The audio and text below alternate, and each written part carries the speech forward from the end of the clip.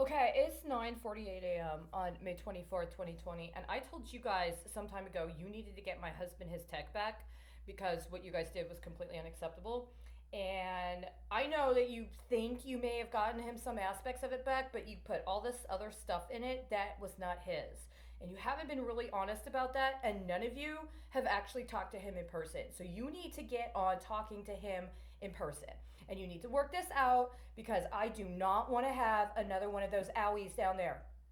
I don't want to have another fucking one of them. And I know it can be stopped, and I know he would never have allowed that to happen in the first place. But you guys embedded and put a whole bunch of other shit in there. And so even just this morning, I had an owie down there, and that was completely unacceptable. So I'm really encouraging you to get on that as quickly as possible. I would really appreciate that. But in the meantime, we're going to follow through on what was scheduled for today. We're going to talk about the Exxon Valdez oil spill in Alaska that happened on March 24th, 1989. I'm going to tell you why.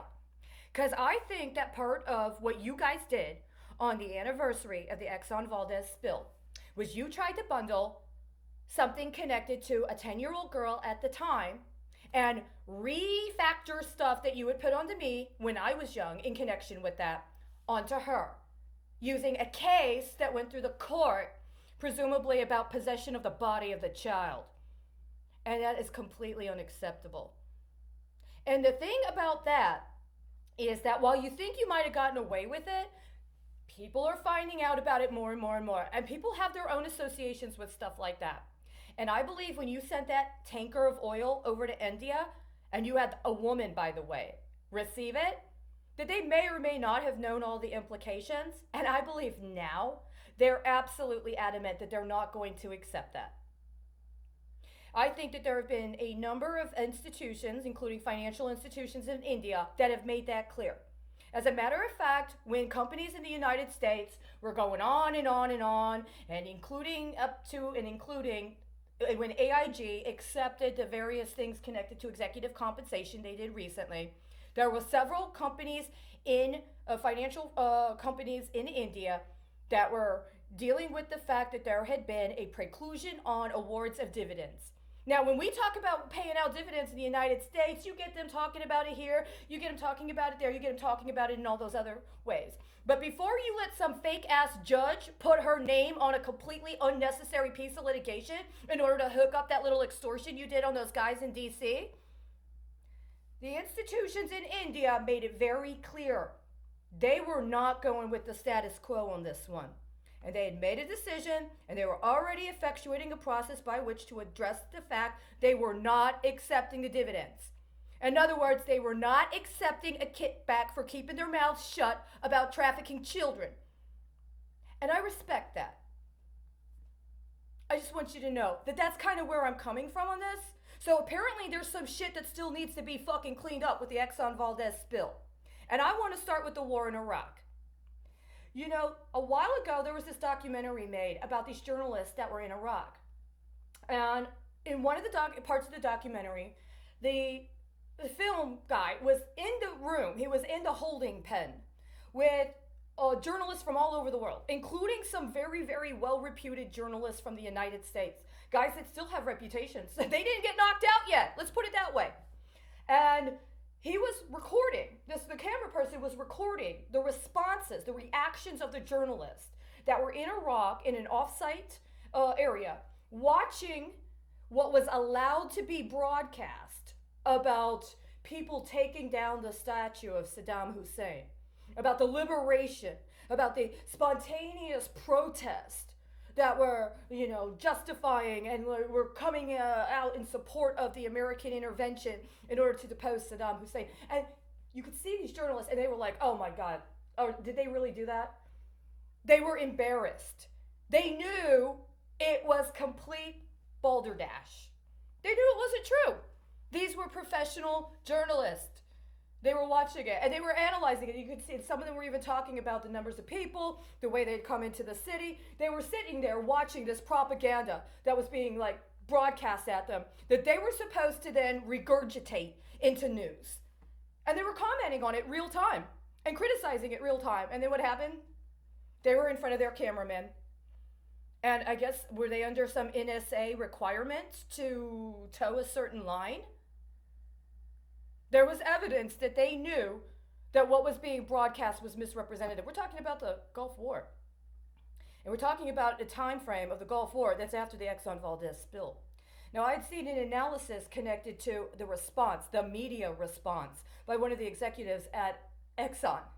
And my question is, how much of these discussions about the digital duplicates or the duplicates that are supposed to be connected to the current paradigm unfolding, connected to the gas and oil sector, are actually contingent upon R&D that was performed under the auspices of media response to the Exxon Valdez spill.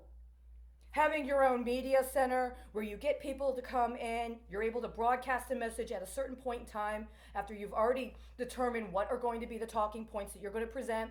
You're able to keep track of schedules for when and how information gets released. You're able to centralize, almost kind of like instant replay in New York, right? Get the images that are coming in from the field, have them on site, be able to determine which or where, how the actual visual representation of the alleged response is, and how it ends up getting distributed. And you can keep track of all of that. And not only can you keep track of all of that, but you're going to be getting federal assistance to respond. So you're basically getting a form of federal subsidy to set up a new technological advancement in your production and refining paradigm. Is that what really happened? Is that part of what happened in the Gulf oil spill? See, my understanding is what happened in the Gulf oil spill is that one company was deemed to be responsible and had to pay the fee. But because it was such a calamity, there had to be cooperation. So all of these different companies came in.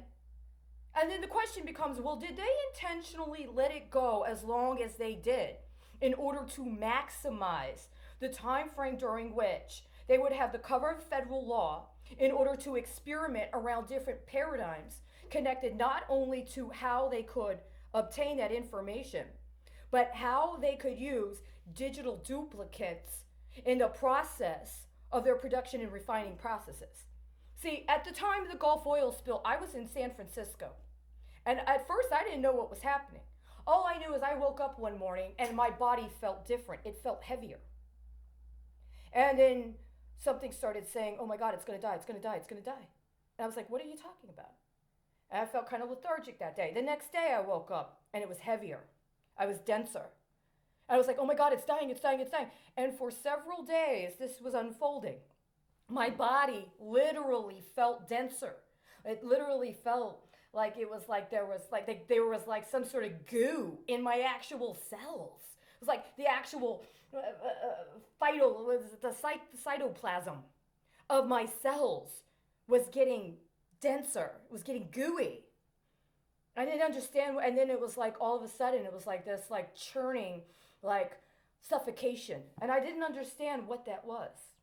And then at some point I heard about what was happening in the Gulf, about the Gulf oil spill. And they were talking about these people, were talking about this crisis, about the dying animal life, about how it was leaving this residue along the ocean floor, about how there was all of this dead oceanic life that was rushing up on the shores, the birds dying, the animals dying. There were concerns that what it was actually going to do was deplete the actual natural life of the Gulf for years to come. That it wasn't just about what was happening now, but it was about the fact that this toxicity and all of this was going to be in the water, and it was going to be in the plant's life, in the ocean, and that it was going to have implications for life for successive generations of what would be considered a generation in the life cycle of the oceanic life form. And meanwhile, I'm feeling like all of this strange. It was like it's like when you got water. And then they pour something into the water, and then you can see the water like start to cloud as it changes colors because it's, you know, getting the effect of having to accommodate the introduction of something, except it was like that. And it was literally making my body and my aura and my energetic field denser and heavier and more chronic. And I felt like things were dying. And it was like a crisis. It was a screaming. And so part of me was like, well, how much of this is about me having a natural connection to these cycles of the earth? You know, I was in the Gulf of Mexico when I was young. As a matter of fact, I think, was it 1989? I was at St. Petersburg Beach in, I think, 1989. And I was walking along the shore, and a starfish bed had been disturbed. So all of these starfish were coming up on the shore. And I was told, I was like, well, maybe I could pick them up and throw them back out. Don't do that. Once the bed gets disturbed, they don't really have any place to go. So I collected the starfish as they washed up. I was in the ocean. I was with the ocean. And I had that experience with the end of life of that disturbed starfish bed. So I don't know, maybe something spiritually connected me to the Gulf of Mexico. So when all this stuff starts dying because there's an environmental catastrophe, maybe I was resonating with it. Or maybe I had been shipped out to California just in time to start activating what were allegedly black optic cable networks that were part of whatever was actually going on with Enron. And so the options were coming due. And they wanted to activate some of them. And part of the way that they were activating them was using the underwater camera feeds that were focused on that underwater well that was just leaking and leaking and leaking and leaking. So you have a constant stream of video activity connected to watching the pollution. Maybe you might get a little machine that gets up close to cap and didn't work. Days and days and days of optics just recording that pollution, that toxification. And they're literally NDTing my goddamn fucking brain to try to re-fucking wire whatever was already up there. Because they had every intention of using those fiber optics networks and those cables or whatever it was that they were setting up for something else. But there needed to be a transition, and the transition was the video. The constant 24-hour camera focused on that leaking well. And somehow, whatever was going on with me was being prepared for whatever was supposed to be the results of that. Now, I was in a spiritual space, right? I was connected to the earth. I was connected to nature. So when nature hurts, it hurts me. But how much of it is that? And how much of it is that compounded with the fact that they were literally forced cybernetic enhancing me for a very, very long time. And somebody just decided to change the accounts. And in the course of changing the accounts, on an unconscious level, they made me watch them make the ocean sick for as long as they possibly could get away with it and get paid to do it. And when they were done, they took all of the data that they had pulled during that temporary time frame in which they agreed to cooperate. And then they doled it out on a competitive basis. And this whole fucking time, it's been somebody competing for access to the bandwidth. See, I think that's really what happened. And I think that when we're talking about paradigms of emerging technology, that you want to get them younger and younger and younger. You want to get them before they've had the cultural experience of understanding it's wrong to touch you down there. That when I hurt down there, I shouldn't go reach for a pill. I should let somebody know, and they should respond appropriately. Now, you don't have to do a goddamn fucking thing anymore with my husband's tech. I got what I need.